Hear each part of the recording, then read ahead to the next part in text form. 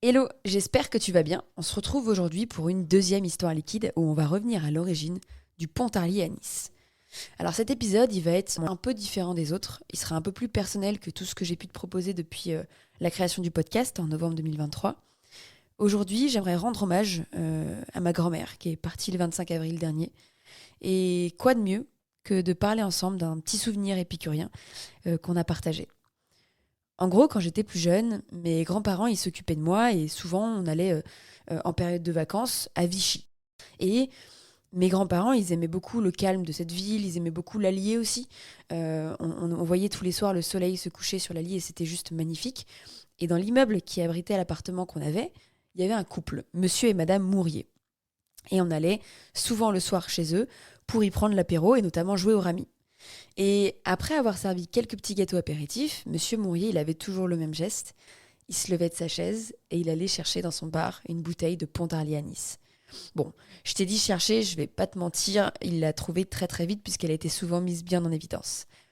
Il mettait 5 verres autour de la table et il servait une dose de Pontarlier et 5 doses d'eau.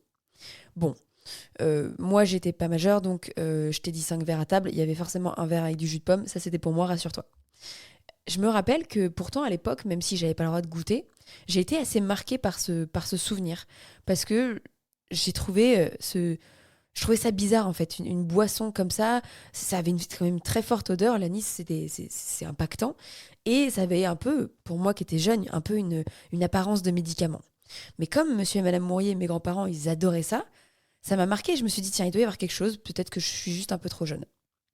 Mais justement, si on revient un peu à l'essence, c'est quoi exactement le Pontarlier anis?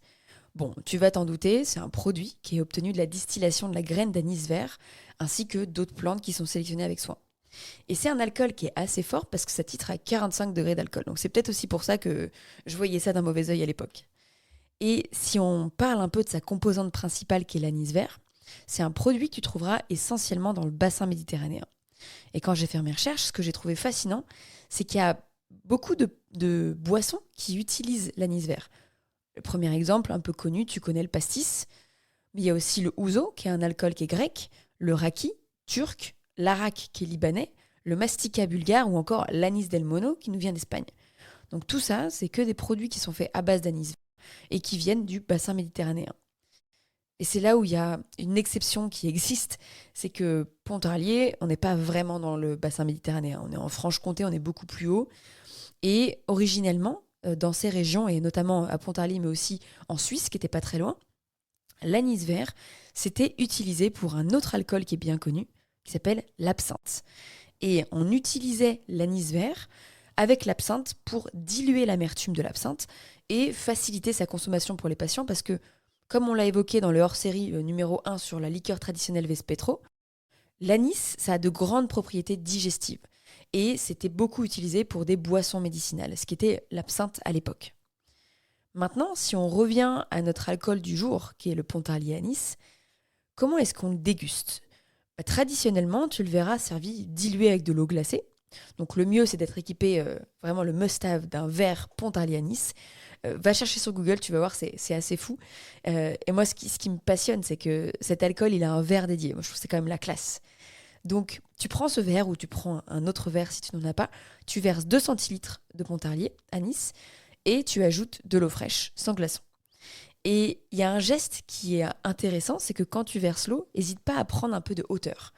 En gros, l'eau, quand elle arrive dans le verre à une certaine vitesse et donc à une certaine hauteur, elle va venir casser la molécule et donc ça va venir aérer la boisson. Donc c'est vraiment un conseil que te donne la distillerie Guy pour bien consommer ton Pontarlier Anis, c'est de servir avec un peu de hauteur pour casser la molécule.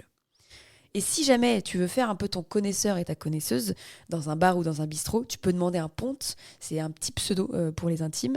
Et si jamais tu veux le goûter autrement qu'avec de l'eau, tu peux donc demander un saponte, qui est l'addition de sirop de sapin et de Pontarlier anis, ou encore un Yoda, qui est l'addition de Pontarlier anis avec du sirop de menthe. Donc tout ça, c'est quelque chose qui va te permettre de déguster le Pontarlier anis et de découvrir ces différents arômes. Bon, c'est pas tout, mais quand on a commencé à parler de la composition du Pontarlier, je t'ai dit qu'il titrait à 45 degrés. Mais en fait, la recette historique, elle était plutôt autour de 40 degrés. Et cette information, elle va me permettre de faire une bonne transition pour revenir à l'origine historique du Pontarlier à Nice. En gros, le Pontarlier à Nice a été créé par la distillerie Guy, qui compte aujourd'hui 4 générations de distillateurs. Le premier, c'était Armand. Et Armand a seulement 20 ans. En 1890, il a fondé la distillerie Guy, rue des Lavaux à Pontarlier. Et ce qui est assez fou, c'est qu'on pourrait croire que rue des Lavaux, c'est juste comme ça une coïncidence. Non, c'est vraiment pas un choix qui est anodin en termes d'emplacement. La rue, elle se situe juste à côté d'une source souterraine. Et comme à l'époque, il n'y avait pas l'eau courante, forcément, c'est un choix qui est important pour la distillerie de se positionner à cet endroit. Et Armand, il s'est créé une certaine renommée parce qu'il faisait partie de ceux qui, à l'époque, distillaient de l'absinthe. Et oui, on en revient à l'absinthe. Et Pontarlier, ça a vraiment été connu pour être la capitale mondiale de l'absinthe. À cette époque, il y avait 23 distilleries au total dans cette ville. Et sur 10 000 habitants de Pontarlier, il y en a 3 000 qui travaillaient à la fabrication de l'absinthe. Et malheureusement, un jour, tout s'arrête. Le 16 mars 1915, l'absinthe est interdite en France. On accuse la Fée verte, qui était son surnom, de provoquer de graves dégâts cérébraux. C'est la catastrophe totale parce que, comme tu l'as compris, la ville de Pontarlier, elle avait basé quasiment toute son économie sur la production d'absinthe. Je vais te citer François Guy, qui est la 4e génération de la famille, et il dit, à l'époque, 80% de l'activité de la ville dépendait de la production d'absinthe et pratiquement personne n'est arrivé à se reconvertir. Cela dit, bonne nouvelle puisqu'en 1920, l'État autorise la présence d'anis dans les spiritueux pour les boissons dont le degré d'alcool ne dépasse pas 30 degrés, donc on est redescendu de 45-40 à 30, et surtout ne présentant pas de couleur verte. Donc là, on comprend vraiment qu'on ne veut pas du tout assimiler ces boissons à de l'absinthe. Et voilà, c'est comme ça que de nombreux producteurs qui produisaient de l'absinthe se sont tournés vers la fabrication de liqueurs qui ne contenaient que de l'anis. Et donc, en 1921, la distillerie Guy produit du Pontarlier à Nice pour la première fois. Armand et son fils, donc 1re et 2e génération, ils reprennent la recette familiale de l'absinthe et ils enlèvent la composante interdite qui est l'absinthe. Et c'est ainsi qu'est né le premier anisé de Pontarlier. Donc en fait, pour résumer, ce qui est fou, c'est que le Pontarlier à Nice, c'est vraiment le fruit de l'interdiction de l'absinthe. Il y a d'autres alcools qui sont basés sur des interdictions et là, c'est vraiment un exemple fort. Alors quand je repense à ma grand-mère qui buvait du Pontarlier à Nice en jouant au rami, je me dis que c'est assez fou tout ça. Donc merci mamie pour la découverte de cet alcool qui est gorgé de tradition et d'histoire. Merci pour ton épicurisme et pour ta passion des bons produits. Et c'est certainement quelque chose que tu nous as transmis de génération en génération, tout comme peut l'avoir fait la distillerie Guy avec ses 4 générations de distillateurs.